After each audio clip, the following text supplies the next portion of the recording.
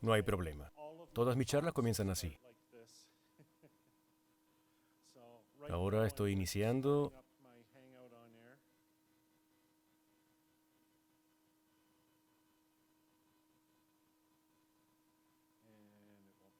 No, estoy bien.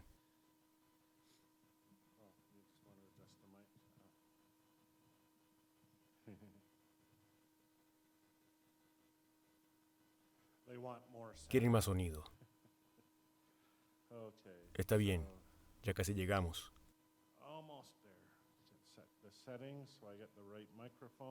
Ajusto mi micrófono, transmite, se está emparejando.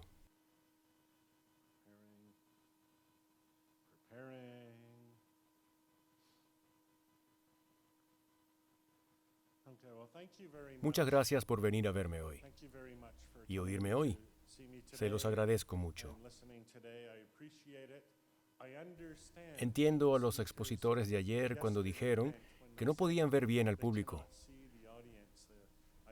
Hay dos reflectores brillantes que apuntan directo a mis ojos.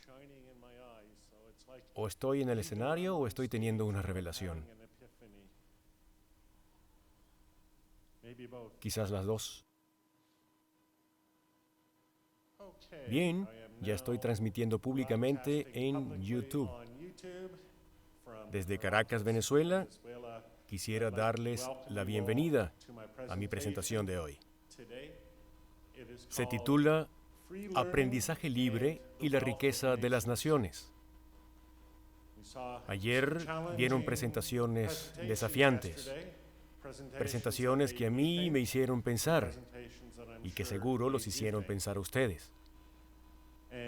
Y, aunque siempre tengo un mensaje en mis presentaciones, algo sobre lo que sé que voy a hablar, para mí siempre es importante adaptar mi presentación al ambiente en el que me encuentro y a los expositores que me precedieron. Cuando hablamos antes en línea, me referí a mi teoría del aprendizaje, y es una teoría muy sencilla. Es la teoría de Downs del aprendizaje, demasiado sencilla para ser una teoría, y ciertamente no es mi teoría. Enseñar es modelar y demostrar. Aprender es practicar y reflexionar. Cuando hablé en línea me referí al lado del aprendizaje. Hablé de la práctica y la reflexión. Hoy quiero hablar del lado de la enseñanza, del modelaje y de la demostración.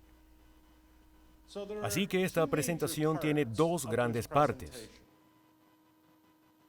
En la primera, quiero captar lo que estamos haciendo cuando enseñamos en línea en un curso en línea.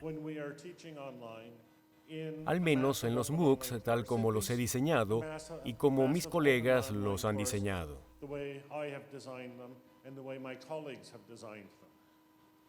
En segundo lugar, quiero referirme a la pregunta de por qué enseñamos los cursos en línea como lo hacemos.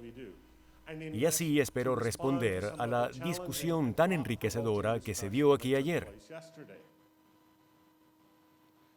Comenzaré con Juan Domingo y su discusión de Internet y los nuevos medios y medios sociales. Una de las cosas que mencionó fue el cambio social, la disrupción y de aprovechar el caos que resulta de todo esto. Y es algo que aprendemos con el tiempo trabajando en línea. Y es que cuando trabajamos con cientos, millares de personas, no podemos manejarlos, dirigirnos a ellos, decirles qué hacer porque son demasiados y hay demasiadas cosas que saber. Así que no es posible dirigirnos a ellos. Y el futuro en un ambiente así cambia constantemente. Así que, aunque supiéramos qué decirles hoy, no podemos decirles qué hacer en el futuro. Así que tenemos la idea del orden creado por el caos. Tenemos la idea del orden que surge de este caos. Juan Domingo habló de cosas como folksonomy y redes sociales. Veo que tenemos un colapso del sistema visual. Qué bueno que tengo respaldo.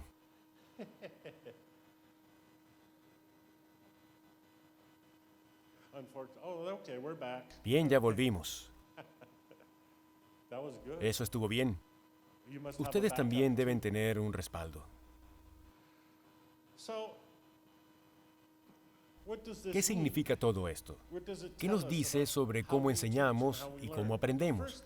El primer mensaje que surge de la charla de Juan Domingo es una comprensión de nuestra sociedad y de nosotros mismos como seres que perciben. Y esto es algo importante que debemos captar, porque históricamente nos caracterizamos como seres que saben, gente que encuentra reglas, regularidades, leyes de la naturaleza, pero fundamentalmente aprendemos al percibir. ¿Pero qué significa eso? Aprender es un proceso de crear orden a partir del caos. El conocimiento es literalmente un conjunto de conexiones entre entidades. El conocimiento en la mente humana es un conjunto de conexiones entre nuestras neuronas.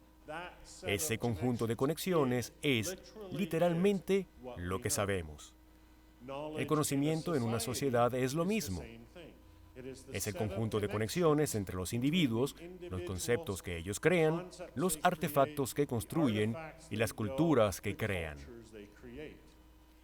Este conjunto de conexiones es literalmente el conocimiento de la sociedad. Sin embargo, ese conjunto de conexiones se crea con el proceso de aprendizaje. El aprendizaje es el mecanismo para formar las conexiones. El mecanismo para crear los vínculos entre las neuronas de nuestras mentes y crear los vínculos entre la gente, los artefactos y los conceptos en la sociedad. A menudo nos concentramos en el contenido del conocimiento, lo que dicen estas conexiones, pero lo que es más importante desde nuestra perspectiva como educadores es lo que hace este mecanismo, este conjunto de neuronas conectadas. Y lo que hace es percibir el mundo. Miramos al mundo y vemos caos. Y este caos entra en nuestra mente y penetra en esta red de neuronas conectadas. Y esta red de neuronas conectadas recibe este caos y percibe patrones en el caos. Reconoce patrones en el caos.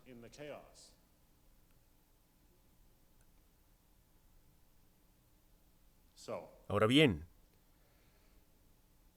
el aprendizaje y el conocimiento es un proceso de reconocimiento de patrones. Y es por eso que nuestras sociedades y culturas están llenas de patrones. Esa pantalla está en blanco. ¿Reconocen ese patrón? Es el patrón de los manteles allá afuera. Fíjense, cuando vayan a verlo otra vez, lo reconocerán. Habrán aprendido. No es que sea útil. Así que esta es la base de nuestro diseño, de la creación de nuestros cursos masivos abiertos en línea MOOCs. Me gusta cómo lo pronuncian en español.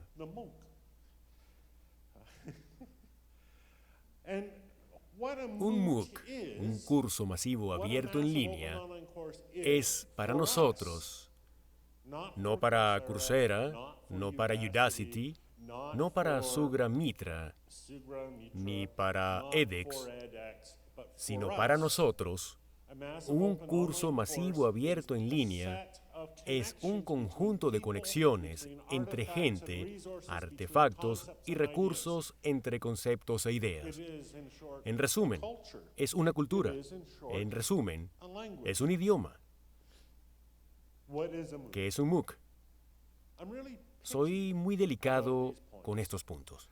Un MOOC es masivo. No es masivo como resultado. No es simplemente masivo, sino cualquier cosa que fuera masiva sería un MOOC.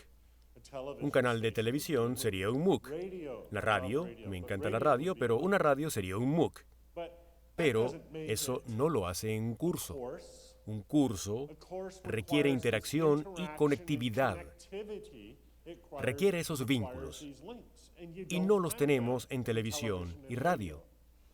Sir John Daniel habló de los MOOC ayer. Dijo que las universidades abiertas han venido haciendo aprendizaje abierto por décadas. Sí, pero no MOOCs. ¿Por qué?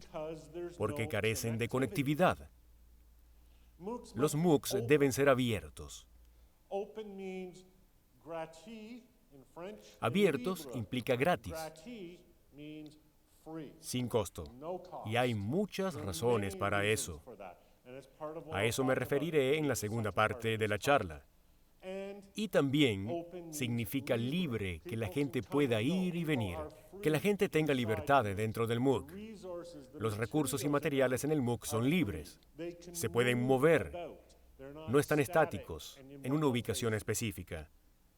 Un MOOC está en línea. ¿Por qué está en línea? Porque queremos participación de todas las regiones del mundo. Es la razón por la que estoy en un lugar como Venezuela. Nunca habría venido a Venezuela si no compartiera lo que sé, abiertamente y gratuitamente con gente en todo el mundo. Pero para mí es importante aprender sobre Venezuela, sobre el país y su gente, porque eso me da perspectiva, me da contexto, me da ideas. Y finalmente, los MOOC son cursos. No son comunidades, no son eventos compartidos, no son conceptos, no son ambientes. Son cursos, y con esto quiero decir que comienzan, transcurren y terminan. Y en el intermedio hay una discusión, un aprendizaje sobre algún concepto o idea. Ese es el concepto básico de un curso, y lo hacemos específicamente porque queremos crear una red temporal a la que la gente pueda unirse, sin que sea un compromiso de por vida. Eso permite nuevas conexiones, sacudir nuestro ambiente normal.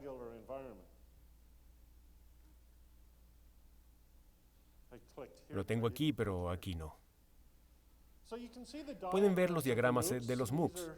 Estos diagramas fueron creados por participantes. Esa pantalla sigue en blanco.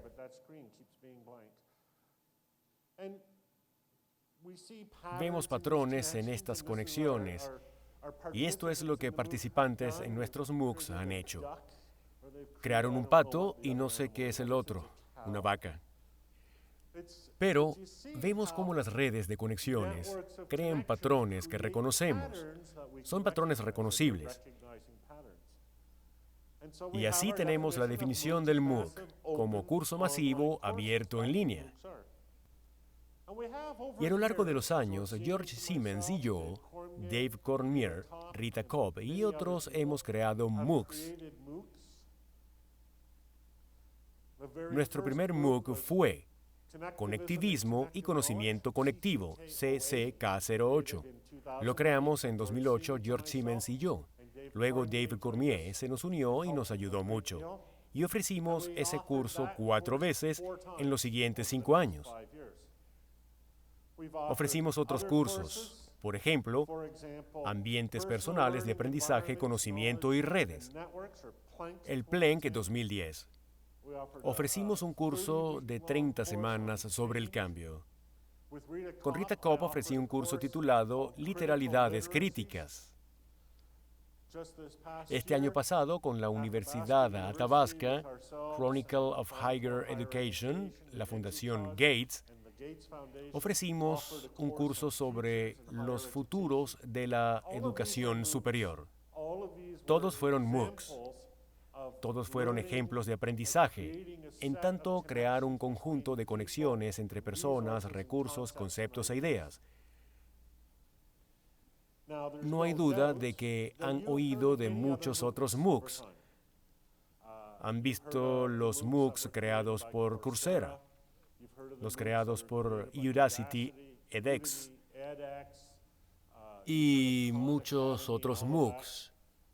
Pero hay una gama de MOOCs diferentes que quiero identificar.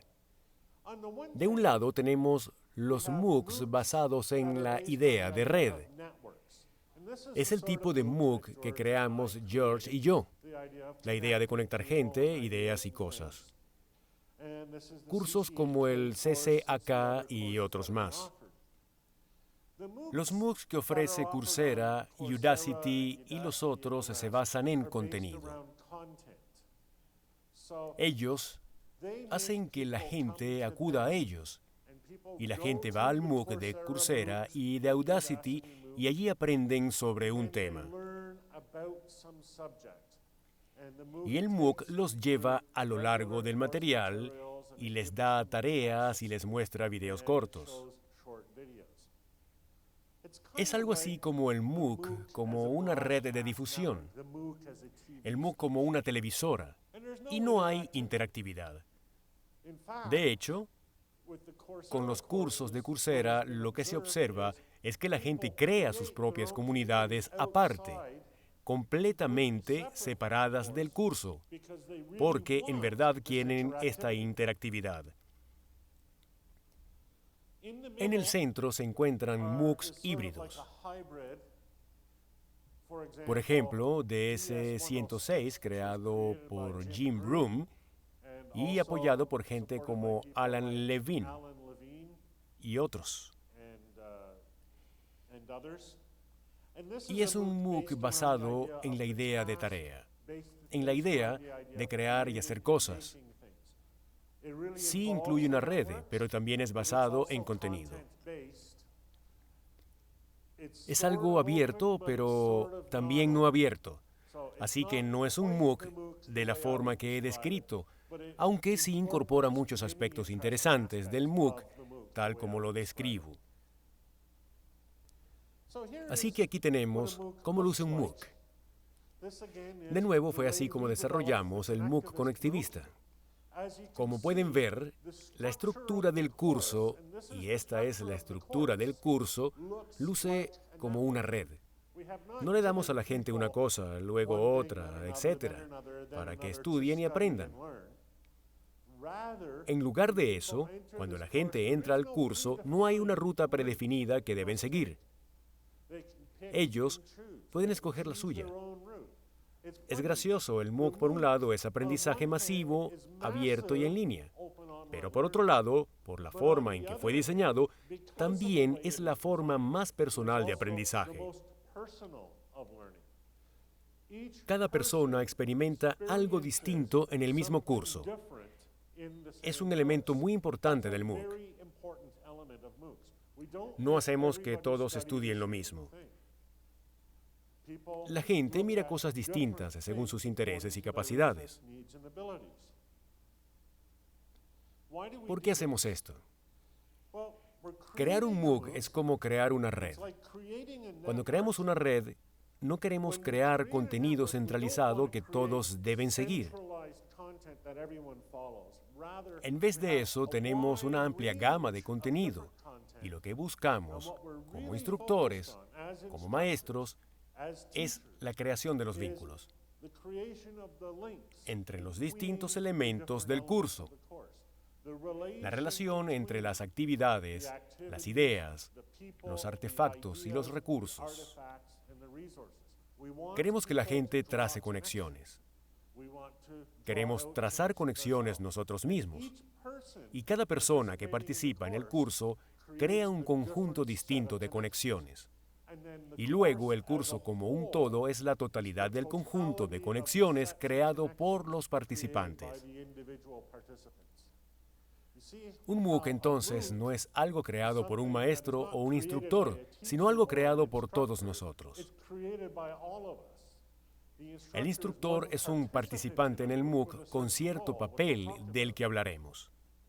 Pero todos construimos el MOOC. Y lo construimos a partir de los recursos, las ideas y los artefactos de nuestra comunidad.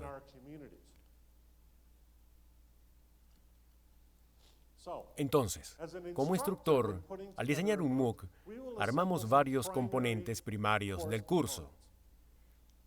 Lo que George y yo hemos hecho es crear 4 cosas. Primero, una wiki.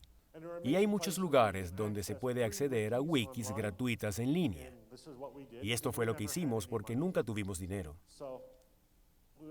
Creamos una wiki y en ella planificamos el curso. Digamos que era un curso de 12 semanas y aquí estaban los 12 temas que queríamos cubrir. Incluiríamos vínculos a invitados, un expositor experto en el tema de algún lugar del mundo. Tratábamos de buscar una buena mezcla de expositores. También creábamos una lista de correo. Usamos mi propio software para nuestra lista de correo. Pero es posible hallar software gratuito, servicios en línea que permiten crear una lista de correo y permite a los participantes suscribirse a ella. Esta lista de correo es verdaderamente importante. Para muchos es la conexión principal con el curso y se usa la lista para enviar informaciones y análisis. Luego creamos un blog del curso.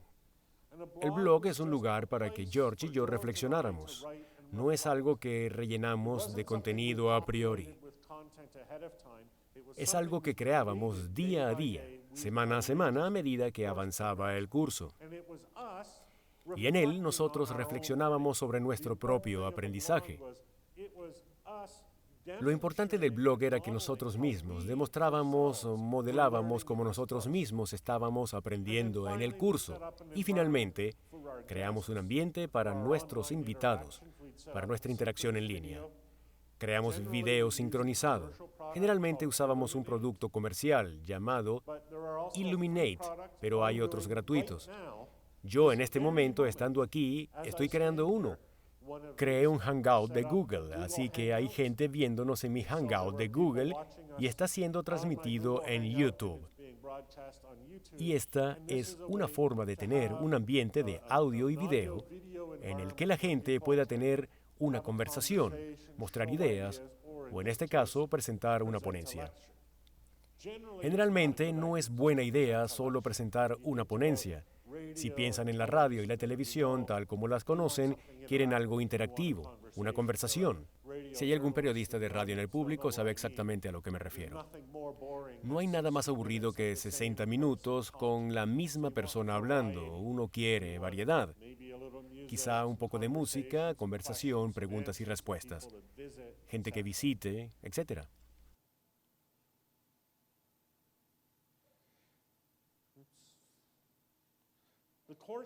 La estructura misma del curso, como mencioné, es una serie de temas. Y así enseñamos nuestros MOOCs. En nuestros cursos sobre conectivismo, hablamos sobre el concepto del conectivismo. Si es o no una teoría, cuáles eran los principios fundamentales de las redes, cómo se pueden usar las redes para aprender y temas similares. Pero en este curso no enseñamos estos temas. No decimos, esto es el conectivismo, así es como se aprende. En lugar de eso, los instructores George Simmons y yo trabajamos con estos temas como investigadores, como teóricos, como practicantes y maestros, tratando de entender. No tratamos el primer tema del concepto de conectivismo. Tratamos el primer tema haciéndonos una pregunta. ¿Qué puede ser el conectivismo? ¿Cómo podemos nosotros entender el conectivismo? ¿Cómo podemos nosotros aprender sobre redes? Teoría del aprendizaje y todo eso. Y los participantes en el curso nos ven aprendiendo activamente, aprendiendo abiertamente. y ven un modelo de un practicante haciendo lo que hace. Si fuera un curso de enfermería, nos verían actuando como enfermeros. Nos verían en el hospital yendo de una habitación a otra. Nos oirían hablando en voz alta sobre nuestro quehacer, las situaciones que enfrentamos y cómo las entendemos. La idea aquí es que la estructura del curso es un modelo de la práctica y no hablar sobre la práctica. Y eso es muy importante. Hay componentes adicionales de los cursos. Estos componentes adicionales son creados por los participantes. Queremos que nuestros participantes sean activos y se involucren en el curso. Así que les pedimos encontrar un servicio y página en línea, Blogger, WordPress o Tumblr, una red social como Facebook o Tumblr, no importa cuál sea. Puede ser una página de creación de contenido, como Google Docs, o Flickr o Instagram, la que sea. No nos importa.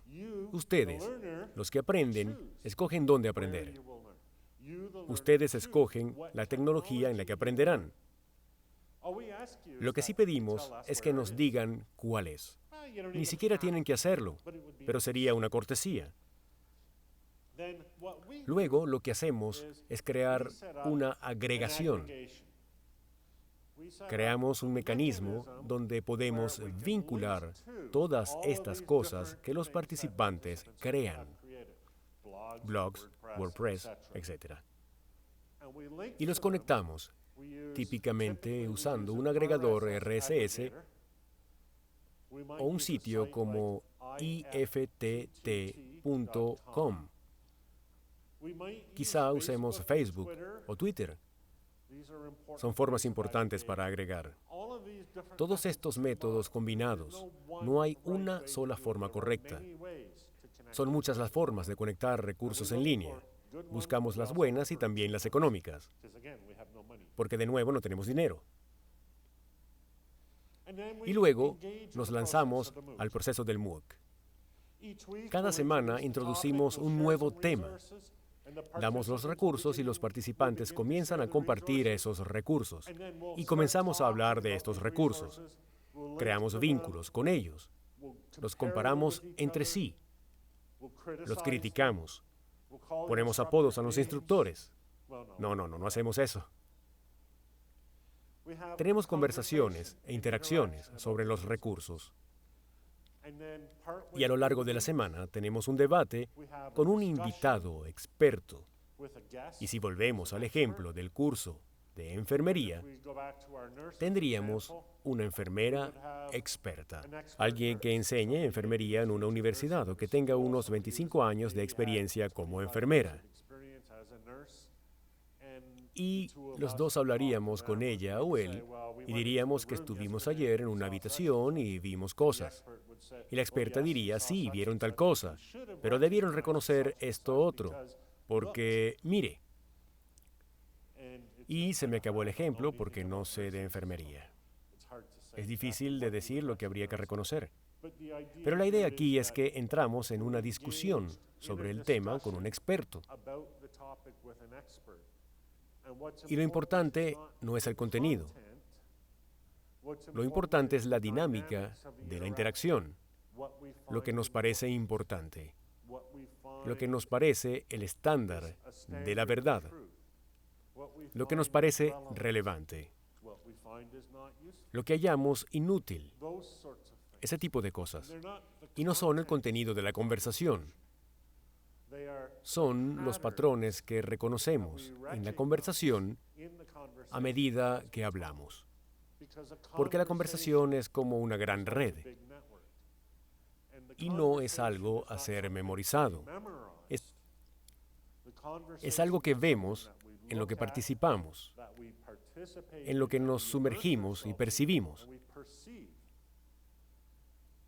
Y luego vemos surgir un patrón. Piensen en oír radio. Uno no memoriza lo que dice la radio. Eso sería tonto. Pero con el tiempo comenzamos a reconocer patrones, reconocemos temas, valores, y eso es lo que crea las conexiones entre uno y la radioemisora. Y hacemos esto cada día. Agregamos, unimos el contenido de los participantes y luego compartimos ese contenido con todo el mundo. Facilitamos esta discusión distribuida entre participantes que están por toda la Internet, en muchos lugares. Este es un esquema de Grasshopper, la tecnología que uso para esto, y de la entrada de los usuarios que pueden venir de Facebook o de Twitter o algo que me envían directamente y recibo flujos de RSS, de sus blogs, sus wikis, de sus Flickrs, Instagram o lo que sea. Yo lo traigo, lo uno y lo organizo para que cada día se cree una imagen compuesta por todos los elementos que la gente ha creado. Es demasiado para leer, pero un participante lo percibe como patrón y selecciona entre todos los recursos que cree relevantes. Y publico ese patrón, lo envío vía email, también como flujo RSS, lo envío como página web, como una serie de mensajes en Facebook, incluso como tweets. Pueden verlo en mi cuenta, mi gacetilla vía email, una página web, un flujo de Twitter y mañana, cuando llegue a casa, seguro haré una versión para Facebook. No había pensado en eso. Quizá debería hacerlo. Entonces, la pregunta es, ¿cómo aprendemos en un MOOC? Y como dije, aprender es un proceso de inmersión en una comunidad que sabe. Nos integramos al trabajo y a la conversación. A través de esta participación percibimos patrones. Y esos patrones, y no el contenido, es el aprendizaje.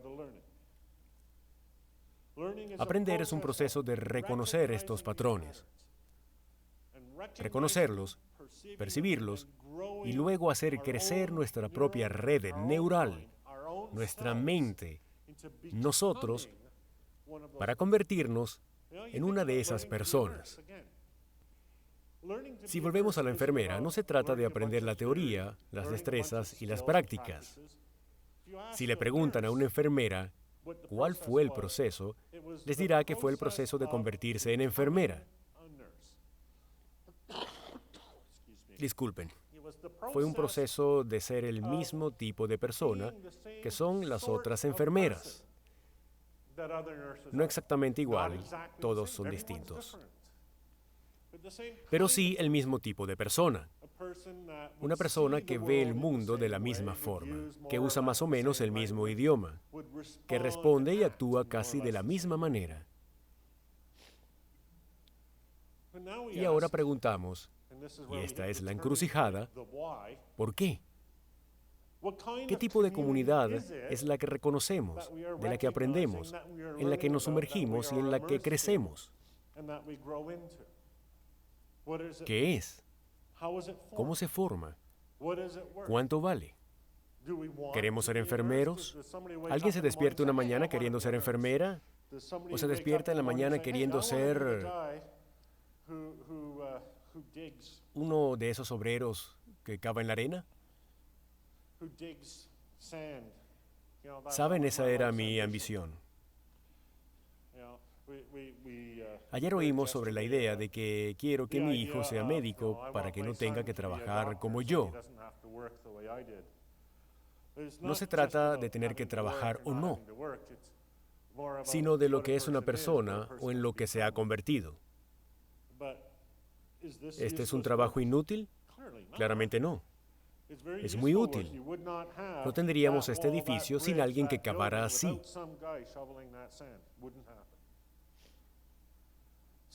¿Qué tipo de sociedad estamos construyendo? ¿Qué cosas valoramos? ¿Qué queremos que nuestros estudiantes aprendan? ¿Por qué hacemos que nuestro aprendizaje sea una red de este tipo y no de ese otro tipo? Bueno, todo se basa en la riqueza de las naciones. Queremos que nosotros y nuestros estudiantes y nuestra sociedad sea rica. Ayer oímos una larga charla sobre la riqueza de las naciones. Y concuerdo. La riqueza de una nación no es el petróleo, ni los minerales en el suelo. Todos concordamos con eso. El padre Ugalde preguntó si la riqueza de una nación es la suma de los bienes y servicios producidos. Y esa es la versión tradicional hoy en día. Preguntamos, ¿por qué queremos que nuestro pueblo se eduque? Y esto es cierto en Canadá, Venezuela o cualquier nación. Queremos que se eduquen para que consigan empleo y sean miembros productivos de la sociedad. Pero nadie se despierta una mañana pensando que quiere ser un miembro productivo de la sociedad y quiere hacer ladrillos. ¿No es cierto? Es como el petróleo. Los recursos minerales son necesarios para la riqueza. Por eso está mal que alguien nos despoje de ellos. Pero no son suficientes para la riqueza. Son un medio para un fin. Y los bienes y servicios de una sociedad también son necesarios para la riqueza, pero no suficientes.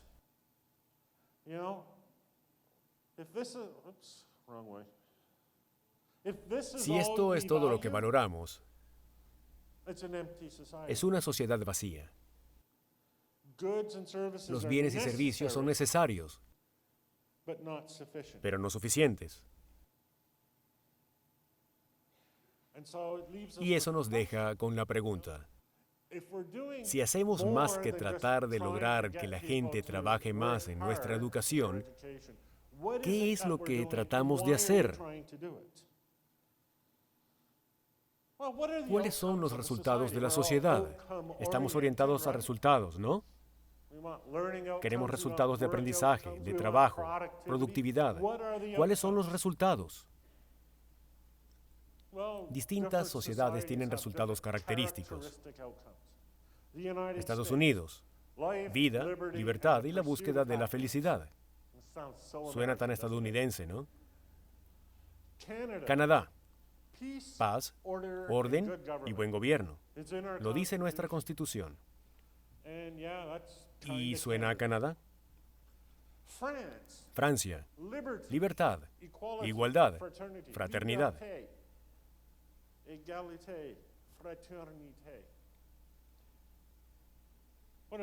Si piensan en otras naciones, no piensan en su capacidad productiva. Si consideramos a Taiwán, pensamos en su gran PIB. Se puede poner un valor a Taiwán. Ojalá fuera así. Pero no, miramos otros aspectos de la cultura. El chocolate suizo, los waffles belgas, el café colombiano. Pero no solo eso. La gente, la cultura, las tradiciones, la forma de ver el mundo, los patrones que reconocemos en esas sociedades. Son esos, y no los bienes y servicios.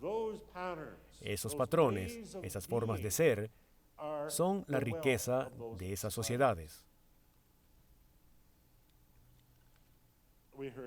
Ayer oímos sobre cultura educativo-productiva de calidad.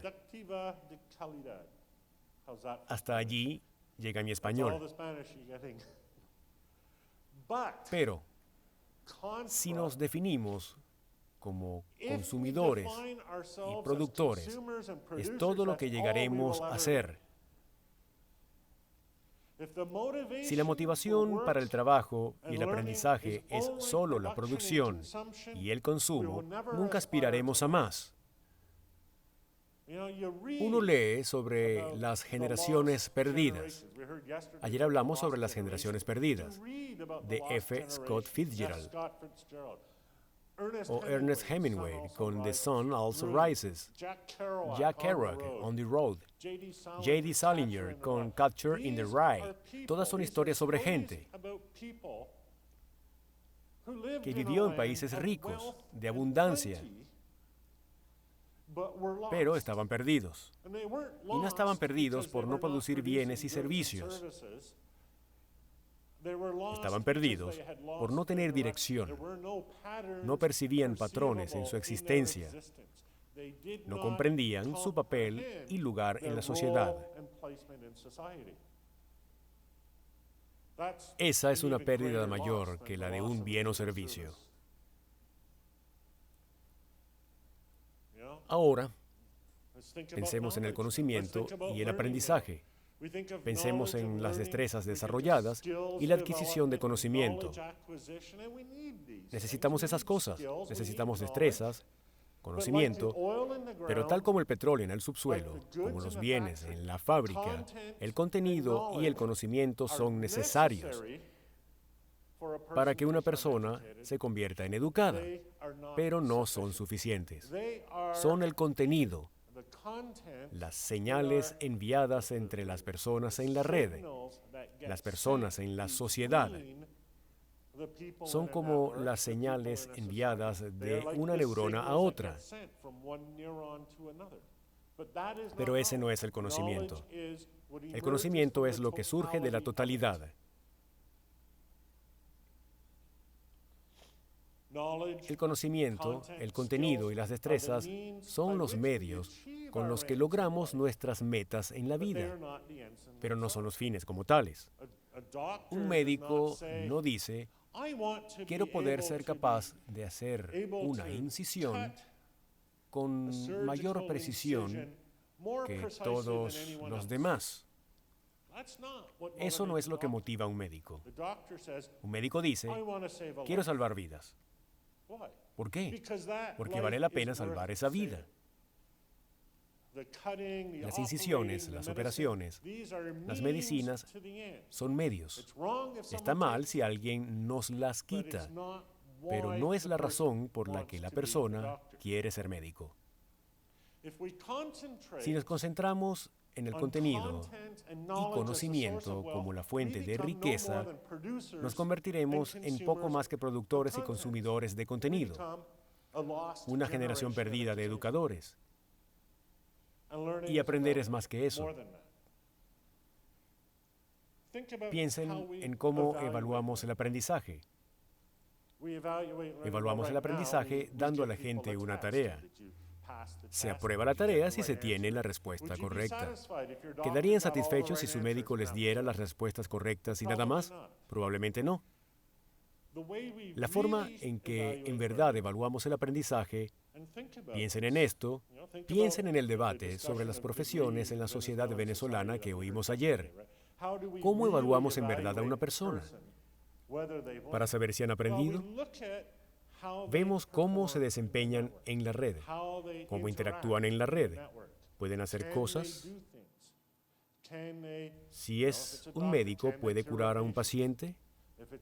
Si es enfermera, ¿puede cuidar al paciente? Si es un educador, ¿puede llevar a alguien de no saber a saber? Vemos la capacidad de una persona en esta red, pero no buscamos conocimientos específicos o destrezas específicas. Miramos a la persona, observamos la totalidad de su comportamiento y reconocemos si está calificada. Y lo interesante es que no es necesario un experto para reconocerlo. Los expertos pueden hacerlo mejor, pero incluso alguien que no lo sea puede reconocerlo. Es como los deportes, como el fútbol o el béisbol. En Venezuela es el béisbol. Uno ve a un jugador y aunque uno no sea experto, reconoce cuando alguien es un buen jugador. No porque hizo esto o lo otro, sino por la totalidad de sus acciones. Y así se reconoce también el aprendizaje en general. Podemos distinguir tipos de aprendizaje de la misma forma en que distinguimos tipos de MOOCs. Decimos que aprendizaje es redes, comunidad, sociedad, participación. O podemos definir el aprendizaje como concentrado en contenido. Decimos que el aprendizaje es algo en lo que nos convertimos, algo que pasamos a ser.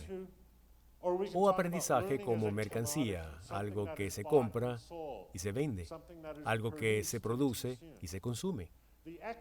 El aprendizaje basado en el contenido de los ex-MOOCs está basado en producción y consumo. Es el tipo de aprendizaje dirigido a crear buenos productores y consumidores. Pero no crean buena gente. El tipo de aprendizaje que crea buena gente es el manejado por la misma persona en un ambiente dedicado y dirigido a trabajar hacia el crecimiento de esa persona como individuo.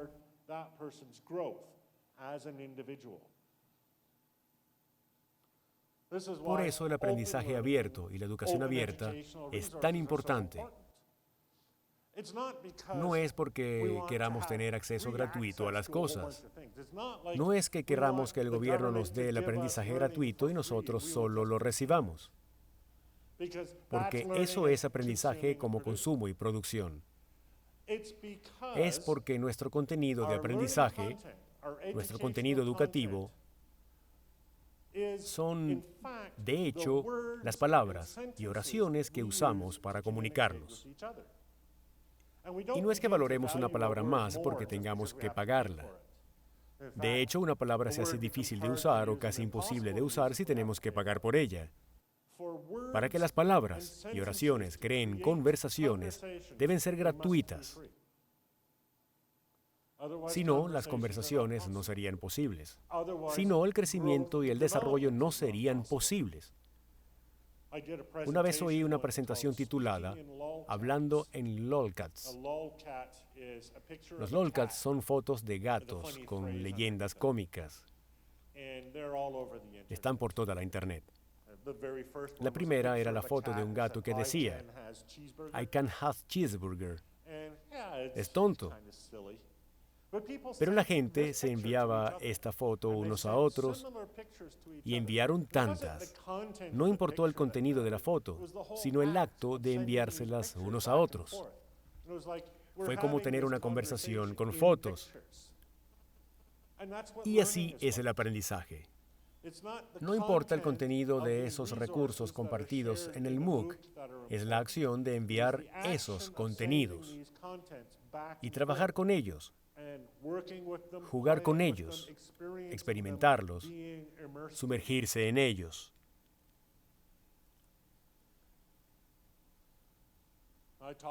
Hablé del aprendizaje como redes, de la sociedad como red, de ser más que un productor o un consumidor, de que el aprendizaje es más que conocimiento, destrezas y ese tipo de cosas.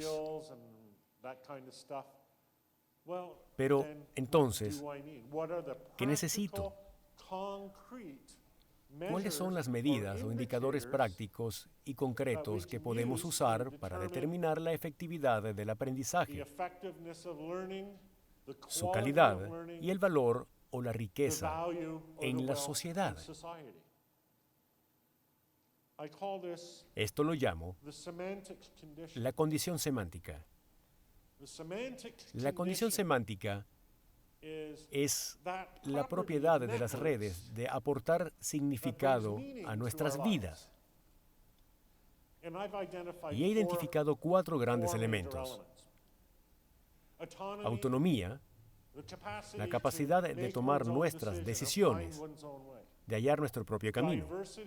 Diversidad, la idea de que cada persona, en una red o en una sociedad, tiene una perspectiva, un punto de vista o una experiencia sobre el mundo diferente, pero igualmente importante. Recuerden, es un sistema que percibe. Así que cada neurona, cada persona, es importante. No hay un percibidor en jefe. No hay un percibidor en la sociedad. Cada uno de nosotros es parte de esa percepción. Apertura es importante. Sin la apertura no tendríamos la capacidad de recibir experiencias. No tenemos la capacidad de compartir lo que experimentamos.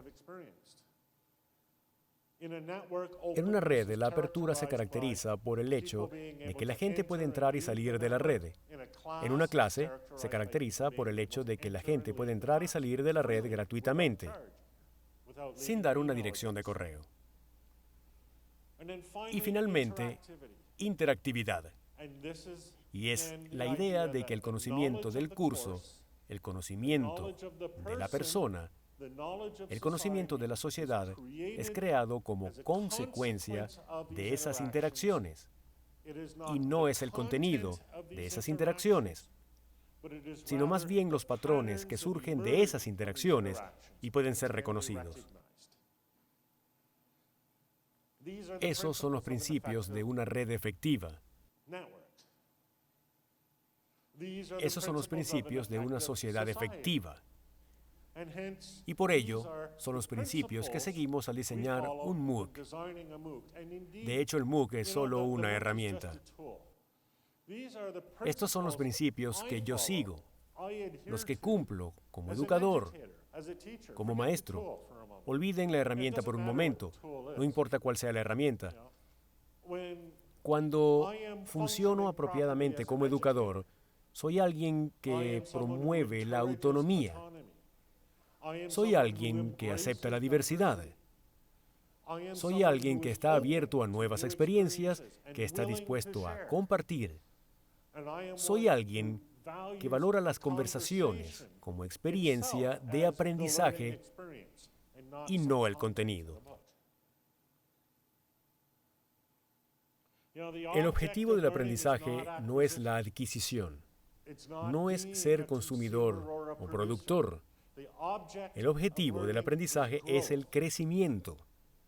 Se trata del desarrollo personal de cada quien, no solo lo que sabe una persona, sino la gente que no es capaz de saber mucho o los que han olvidado lo que saben no serían importantes. No es eso. Lo importante es el sentido de valor de una persona y su sentido de lugar en la sociedad. La comprensión de que saben quiénes son y saben dónde están. Y se perciben como parte de una red, como una parte importante del patrón en esta red. Y se ven en estos patrones. Cuando el padre Ugalde habla de la necesidad de contar con médicos e ingenieros humanitarios, gente que trabaje con la humanidad, esto es lo que quiso decir. Ser médico es más que cortar al paciente, es preocuparse por la persona y entender que esa persona es valiosa. Cuando habla de educación para transformar el país y que el niño tenga que aprender cosas y hacerlas mejor, esto es lo que quiere decir. No es hacer que el niño sea un ente productivo de la sociedad, sino hacerlo una persona completa que se percibe a sí mismo como alguien valioso. Si no logran eso, la educación ha fallado. El conocimiento y el contenido son necesarios, pero no suficientes. El petróleo es necesario, pero no suficiente. Los publicistas, los profetas, los políticos, los que controlan a los medios de masas de todas las perspectivas, todas las partes de la sociedad, ellos saben eso. Lo saben muy bien. Saben que la gente busca un sentido de autovaloración. Saben que la gente busca un sentido de pertenencia, sentirse parte de algo más allá de sí mismos, y se los darán gustosamente. Si salen de esa puerta y caminan por su ciudad, mi ciudad o cualquier otra, verán gente preparada para hacerles consumir un sentido de valoración. Se los venderán. Pero el aprendizaje personal pasa por construir estas cosas nosotros mismos. El valor, la riqueza de una cultura, no es un producto que podamos comprar o vender. La riqueza de una cultura es lo que juntos, como individuos autónomos y diversos, producimos como un todo. Escribí un artículo titulado Cosas que de verdad tienen que aprender. Y los primeros 8 puntos son: uno, muy práctico, cómo predecir el futuro. A leer, muy útil. Los últimos 2 puntos se relacionan con esto. El primero de estos puntos, que deben aprender, que todos debemos aprender, que yo debo aprender, y créanme, en verdad, tengo que aprenderlo, es cómo valorarme a mí mismo. ¿Qué significa valorarse a sí mismo? Lo voy a leer porque es importante. Son varias cosas. Por ejemplo, es creer que somos suficientemente buenos para tener una opinión, tener una voz, algo que decir, que sus contribuciones sí cuentan. Es creer que se es capaz, que se puede aprender y hacer cosas y ser creativo. Es su capacidad para ser independiente y no depender de alguien o alguna institución. No depender de un publicista o alguien de mercadeo o un político o un profeta o lo que sea para el bienestar personal. Y es la capacidad para ser autónomo, capaz de tomar sus propias decisiones y vivir la vida a su manera. Eso viene directo de John Stuart Mill, el principio de la utilidad. Sobre la libertad, el derecho de cada persona de buscar su propio bien a su manera es la fundación de la riqueza de una sociedad.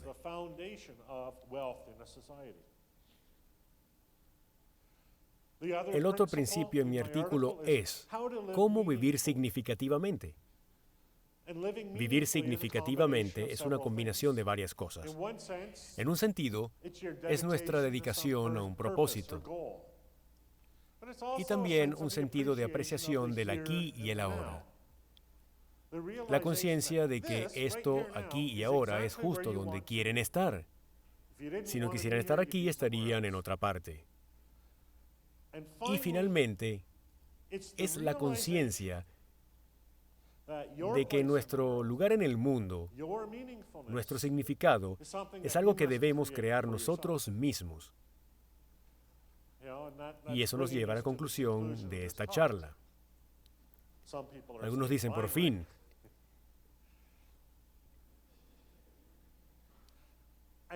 Y es esta. Todas estas cosas son suyas por derecho, por virtud del hecho de que son miembros de la red, parte de la sociedad,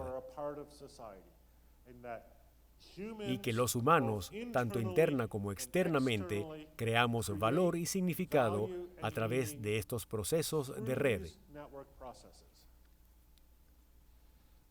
Pero su papel, su valor, su propósito en la sociedad nunca se les podrá dar. Y ese fue el mensaje medular de la charla del Padre Ugalde. Nunca se les podrá dar. No se le puede dar a una persona una educación. No se le puede dar a una persona prosperidad. No se le puede dar riqueza. No se le puede dar un sentido de significado, un sentido de valor. Se tienen que tomar. Tenemos que tomarlos. Cada uno de nosotros como individuos. Tenemos que ganárnoslos creyendo en nosotros. La mejor forma de educarse es creer en uno mismo. La primera tarea, la tarea fundamental, que la gente debe cumplir es inculcar el sentido de que toda persona debe creer en sí misma y ser alguien por sí mismos, no importa lo que sea. Y podemos convertirnos en autónomos solo siendo autónomos. A veces bromeo diciendo que hago mis propias reglas. No es en serio. Pero saben, sí hago mi forma de vida. Creo mi propia contribución con la sociedad. No tengo a nadie que me diga cómo contribuir a la sociedad. Y es el derecho de cada persona. Pero cada persona tiene que hacerlo por sí misma. Como educadores, nuestro papel fundamental, fundacional, es saber que no damos y no vendemos aprendizaje y educación. Nuestra tarea es más bien actuar como modelos y facilitadores que ayudan a la gente a aprender y educarse a sí mismos y para sí mismos. Y esa es la médula, el significado fundamental del aprendizaje personal, y es el objetivo que yo, al menos, trato de alcanzar con el aprendizaje abierto en línea, con los MOOCs y con todo el trabajo que hago en general. Y con eso les doy las gracias por su atención. Y les agradezco que me hayan acompañado aquí hoy. Gracias.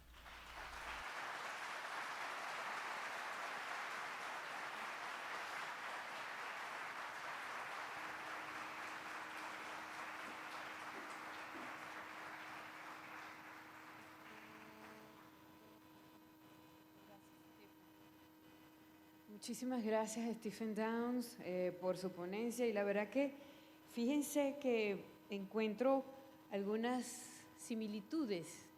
Juan Domingo, correcto, no me equivoco, ¿verdad? Entre algunas de las frases de Stephen y lo que tú mencionabas el día de ayer.